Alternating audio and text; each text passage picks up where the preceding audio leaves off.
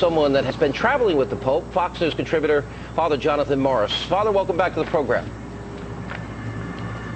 Thank you very much, Sean. All right, let me ask you this. First of all, the London Daily Express has pointed out that there have been groups that are threatening to assassinate the Pope. He was warned even by the individual who tried to assassinate Pope John Paul II. And a Vatican source says even though that security staff suggested that the Pope, for his safety's sake, consider wearing a bulletproof vest, he rejected it outright. Why would he do that?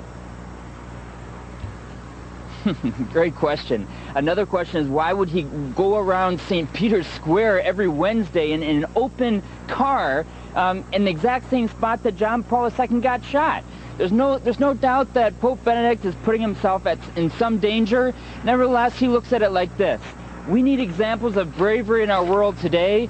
And he's convinced that the vast majority of Muslims here in Turkey are peace-loving. That's his conviction. He knows at the same time he is putting himself in some danger. Did he not anticipate, when he quoted this Christian emperor, did he not anticipate some of the reaction to his statement? I know he has apologized and he said, I am deeply sorry for reactions in my address, in which some considered offensive. Did he not anticipate this? You know what, there's no doubt that he anticipated a strong reaction. He doesn't, as a German intellectual academic, he doesn't just kind of make little mistakes like that. Now, of course, he didn't want the violent reactions, and that's why he said, I regret that they have responded, that some have responded in this way. But he hasn't apologized, and he really believes that those ideas, Sean, the ideas are necessary. That what you're saying is he purposely wanted to provoke this debate. Why would he want to do that? And does he think, and do you believe, this Italian nun that was killed in Mogadishu, do you think this was a result of what he said?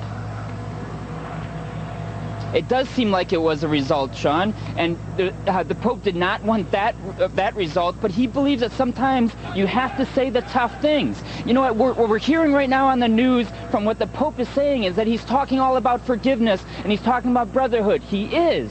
And nevertheless, he's not going back on the principal ideas, the foundational ideas that he said in Regensburg, and that is, we need equal rights, we need reciprocity, we need the respect for the dignity of the human person. He's saying it, the same exact thing, in a different way.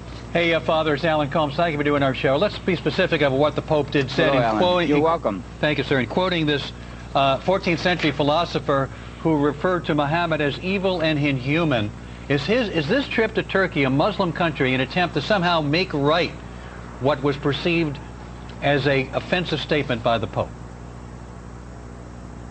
I would say it's not making it right. It's saying the same thing in a different way in which people are going to really understand the ideas and not just get some bad reaction.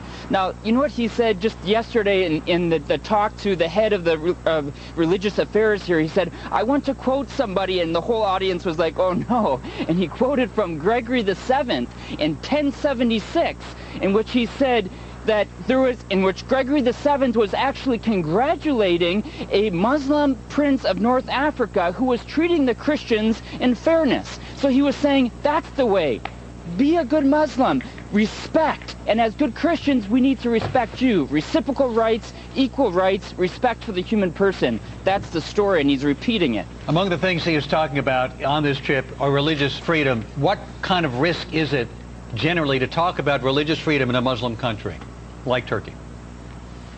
Well, there's no doubt that there are problems right now with religious liberty here. The questions today and tomorrow, while the Pope is here in Istanbul, will be going over the rights of the small minorities, religious minorities here. You know, the Orthodox right here, the Orthodox community, they do not have the right to own property. In fact, the Turkish government has seized or confiscated property, and they've shut down the seminary for the last 30 years so that they can't form priests for the Orthodox community. So there's no doubt that Pope is going to be speaking about that. He has, and he'll continue. Father. By the way, we're praying for Alan's conversion to conservatism, Father, if you get a spare moment. We have no show, Hannity. What would happen?